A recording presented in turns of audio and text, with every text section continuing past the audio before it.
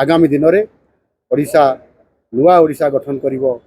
समृद्ध ओडिशा गठन करिवो, विकसित ओडिशा गठन करिवो, से प्रेरणा उत्साह नेकी जीव से प्रकार आज ये कार्यक्रम रे आमे तार मूलदुआ पकेलु। धन्यवाद।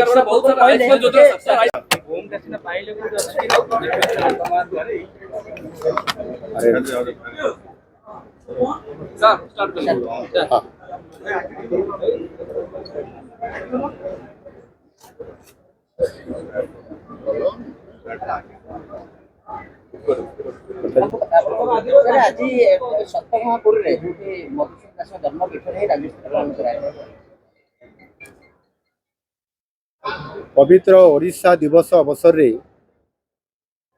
ओडिशा तथा विश्वर विभिन्न कोण अनुकोण रे रहुतबा समस्त ओडिया भाई भणी माननकु शुभेच्छा और अभिनंदन जनाऊछि। जो स्वतंत्र ओडिशा प्रदेश गठन रे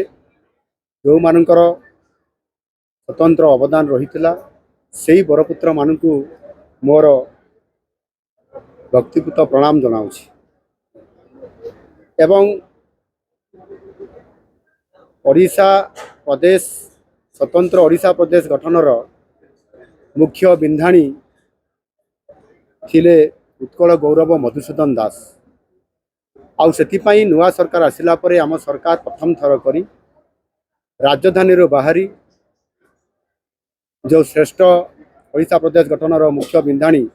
तांकरी जन्म स्थान रे अर्थात सत्यभामापुर ठारे आज ओडिशा दिवस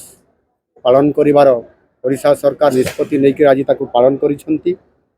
आ निश्चित भाव जो संकल्प आ शक्ति नहीं स्वतंत्र ओडिशा प्रदेश गठन करिवार मुख्य बिंधाणी साजिते मधुबाबू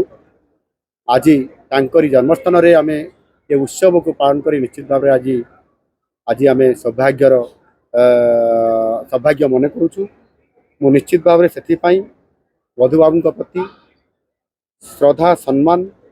आउ श्रद्धांजलि आज आम सरकार संपूर्ण भाव में अर्पण कर विशेष करी आज आमे तांकर ये ग्राम रे सत्यभामापुर रे ये उत्सव को पालन करी आमे तांकर जन्मस्थान जो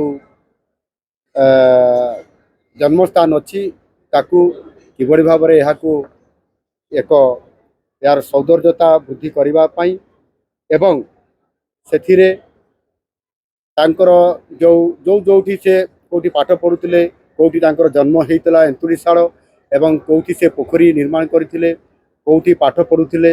एवं जो जो काम करुले विभिन्न जो स्थान अच्छी संपूर्ण भाव में एक तांकर जन्मभूमि परिक्रमा आम करी तार पुनर्जीवित करने पुनर्स्थापित करने एवं पुनर्संरक्षण करने स्वतंत्र एक डीपीआर प्रस्तुत करूँ। से जिते भी अर्थ दरकार हम से अर्थ से प्रदान करा एवं यह एक मधुबाबूंकर जन्मस्थान हूँ एक जातीयतार केन्द्र स्थल आउ स्वतंत्रता देवा एवं ये समस्त ओडिया ये आसबे प्रवासी ओडिया आसबे जन्मस्थान देखिए निश्चित भाव में तांकर जो प्रेरणा थिला तांकर जो मंत्र थिला तांकर जो लक्ष्य थिला एवं काम करिवार जो शक्ति थिला एठी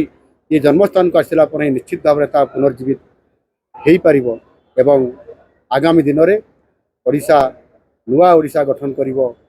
समृद्ध ओडिशा गठन करिवो, विकसित ओडिशा गठन करिवो, से प्रेरणा उत्साह नेकी जीव से प्रकार आज ये कार्यक्रम रे आमे तार मूलदुआ पकेलु।